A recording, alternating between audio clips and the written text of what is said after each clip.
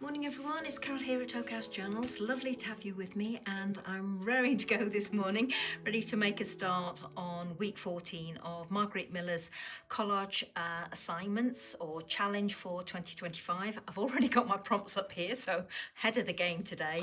A sunset. I've got this little image here of a sunset. A pair of shoes, I've got these, and I've got lots of shoes to choose from, but I particularly like these because it gives me lots of options. As you can see, I've got yellowy, purpley pink colours going on here in the sunset, as well as blues, so I've got the same colours in the shoes, so I've got plenty to pick and choose from there. The next prompt, or prompt number 3, is a crossword puzzle or sudoku. Well, I've actually gone for a solutions page to a puzzle book, and as you can see, I've got the solutions to 3 crosswords there and another 2 here. So I particularly wanted these because they're smaller in scale, and I thought they would work well. And also I've got a pair of black shoes up there which will pick up the black if I decide to use those. So that's that. The next prompt, or prompt number 4, a floral motif from a book or a magazine. I've got a page from a calligraphy book here, and as you can see, I've got a floral motif down the bottom there. A piece of aluminium, like from a candy wrapper. Well, this actually is from a candy wrapper. It's a Werther's original candy wrapper, and I've just given it a good old press or iron this morning, and it's come out beautifully actually. So I'm going to be using that, and that will work well with this paper here. And also just noticing I've got the same colour tones there, so gosh, this really is a find, that page, and that's from a Sarah Midder book. Not sure which one it is. I think it's from her visits to France. Absolutely lovely, all these espadrilles. Anyway, I digress. The bonus is a rubber stamping. Haven't lifted anything out, but I've got something that I can use for that. So as always, prompts back up there. My pieces are here. Let's see what I can create. This is my working piece, not a very straight edge on there. So the first thing I'm going to do is make sure, as you can see, look there, that top right hand corner is a bit skew. If I'm just going to straighten that off before I do anything, but let's have a quick play with the pieces before I do that, see what I can come up with. So this, I probably will use it in this orientation, so I'm just going to place it on here for the time being. I'm not going to use that writing, I don't think, so I probably cut it along under there. Let's just do a bit of placement here. Wouldn't want that black line showing, so probably put that over the top to cover it up. I've got this to get in. This has got quite a wide border top and bottom, so I could trim that down. So I could have something like that.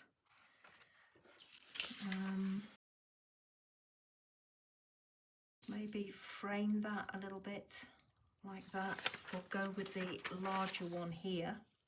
I say larger, I meant taller, so I could use that. There's nothing to stop me using 2 of these. Okay, I need to do some trimming down, don't I? So what I'm going to do is I'm going to level up that piece. I'm going to maybe not trim that writing off there, but what I will do is I will trim this down because I don't want that.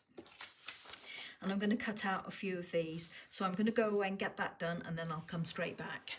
As you can see, I've trimmed this down a little bit. I'm going to trim it down some more. I'm going to take off that black line.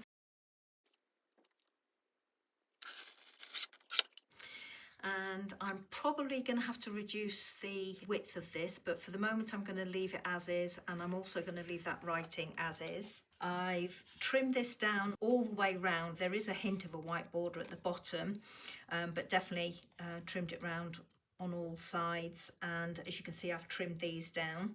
So let's have a little bit of a play, see what I can come up with, and see if I can get any ideas on composition. So this is lovely. For now, I'm going to leave it as it is. I kind of wanted to have it that way on, but then that seems a better way to have it. So let's move that over to there, that to there. This obviously would need reducing down to bring that inside the working border, but for now I'm just going to have it as is. And then, I don't know why, but I sort of want this close to this, and then these I could have maybe tucked behind. maybe another one at the bottom here, maybe the little one, and then reduce the gold down. Doesn't feel like it's working at all, that one, so let's play with something else. This up the top, and this is where, as I say, I would have to reduce the width of it, which is a shame because these swirls are lovely. I could just leave them so they're going outside the working border. That would be fine as well, but I think it would overbalance everything. Let's pop that underneath there, something like that. I probably want to cover up that writing. Bring in this one next and probably pop it in there, maybe drop it down so that it covers up that writing. Gives me a staggered edge there, but still leaves me with enough of the letters showing for interest. And then maybe I could have this one up here, just giving a hint of something going on up there. But then I've got that writing showing there, which I don't like. And I've definitely got the writing here, which I don't like. But what I could do is, if I flip this over, if I trim this off down where that edge of that swirl is on that side and on this side, this will give me an idea of what it would look like. So if I tuck that underneath like that, it would look something like that, in which case I would pull that out some more to stagger the crossword over the top of that onto the gold. I could leave a portion of the gold at the top here, get rid of quite a bit, but leave a portion of the gold at the top there. So that would work. It would leave me with this area down here. Obviously I would reduce the gold down, but it would leave me that area down there for me to play with my shoes. And it would be nice actually to get those blue ones in, because if I bring in the black to pick up this and this, it would make it all look a little bit dark. I've more or less got an idea of where I want to go with this one, so I am going to commit and I am going to trim this floral motif down at the edge of that large swirl. So let me do that. Let me just move those to one side. Again, I might be trimming off that writing down there. I don't know at the moment. I'm actually covering it up, aren't I, when I put my other bits on top. But we'll see for the moment.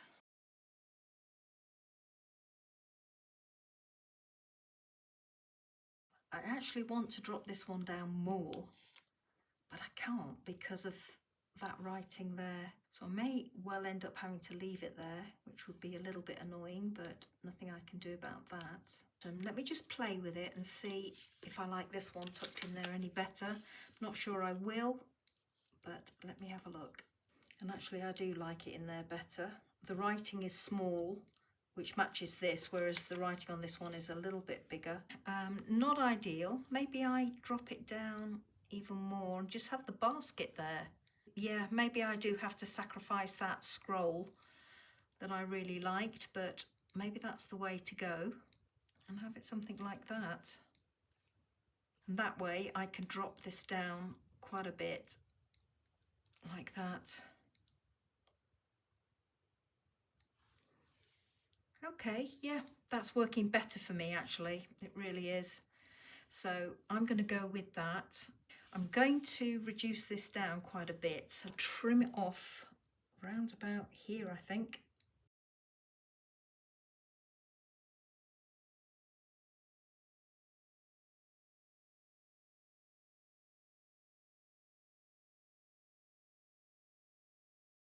I've now got to get a pair of shoes on here somehow. So, okay, let me trim this away. I could have those pink ones across the corner, or I could have those black ones. Let's have a look at these, blue and purple. I'm looking at these purple ones and wondering whether I can make those work, because I could trim down a portion of that white there, which would stagger with this, and I could also trim them across there, and they'd pick up the tones in there, be a bit better than using the black here. I'm also liking the orientation of these, so I'm going to trim them as close as I can to that blue pair there. and have a play. It's a shame because I'm covering up that mountain range there. My other option, if I didn't want to cover up that, would be to fussy cut these. Let's have a look at these blue ones. See, these are bigger and they would fussy cut better. I have got a hint of yellow in here which picks up that, but it's just the vaguest hint. Almost lost on there if I cut them out because they're standing out now because of the background. The other thing I could do is put something white or cream in this corner, maybe an offcut of that paper. And if I fussy cut the shoes, then I could put the shoes on the top but still get the same effect with a staggered background, and it would give me something to stamp on as well.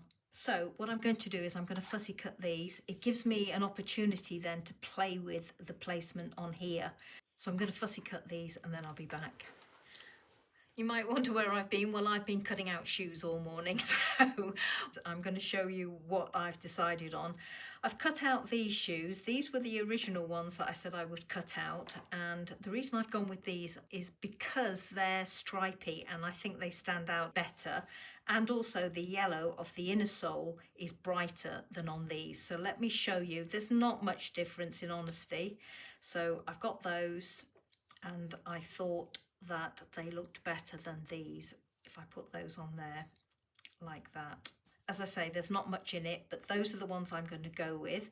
So I'm going to pop those off to one side like that.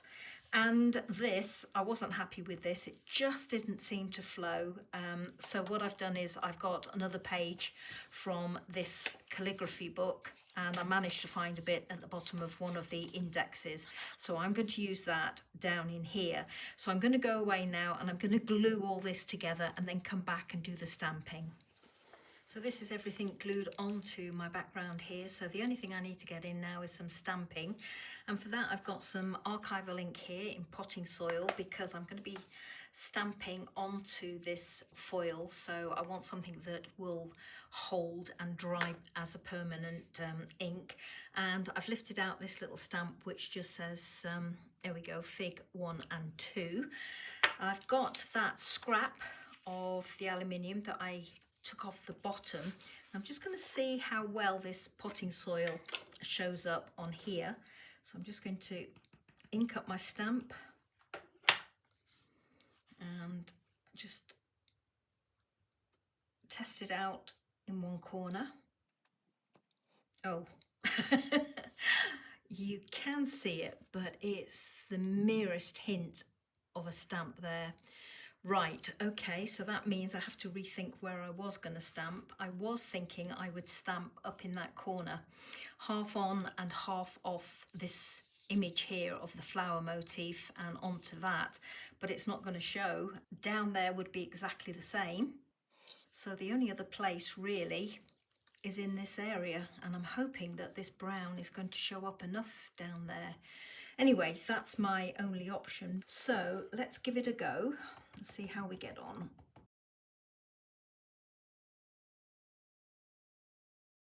It's not the best, but at least it's on, and I did press quite hard, probably too hard, which is a shame. I am tempted to go in with just one line down here actually to try and balance it up.